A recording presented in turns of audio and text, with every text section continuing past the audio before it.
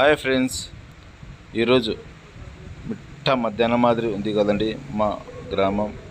కాదండి, ఈ సమయం 9:30 అవుతుంది.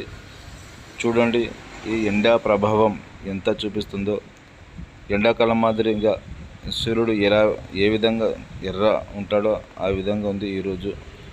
ఏం లేదండి, మునక్కాయలు తీసుకుందామని మా ఇంటి వెనకాల ఉన్న ఆవరణంలోకి వెళ్ళడం జరిగింది.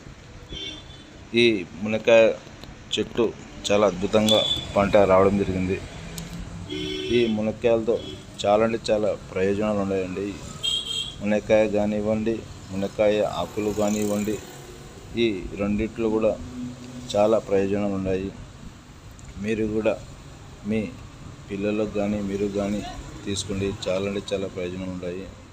ఈ మునక్కాయలో పిల్లలు బూస్ట్, హార్లిక్స్, ఈ రెడీమేడ్ ఐటెం తింటే ఈ విటమిన్స్ వస్తాయో లేదో నాకే తెలియదు. ఈ మునక్కాయ వలన విటమిన్ సి, అదేవిధంగా ఐరన్, కాల్షియం అధికంగా ఉండడం వలన ఎముకలు కూడా చాలా దృఢంగా ఏర్పడతాయి. అంతేకాకుండా ఈ మునక్కాయల వలన మంట, పేగు సమస్యలు, షుగర్ కంట్రోల్. ఈ మునక్కాయతో పచ్చడి కూడా చేసుకోవచ్చు. ఆకుకూరలు కొంతమంది తేలిక పడేస్తుంటారు, ఎవరే కానీ పడేయవద్దు. ఈ ఆకుకూరల వల్ల మనం ఏ విధంగా గోంగూర పచ్చడి కానీ, గోంగూర పప్పు కానీ, కూర కానీ తీసుకుంటామో అదేవిధంగా ఈ మునక్కాయ ద్వారా రకరకాలుగా జ్యూసులు కానీ, పచ్చడి, కూర ఏదైతే అన్నీ తీసుకోవచ్చు.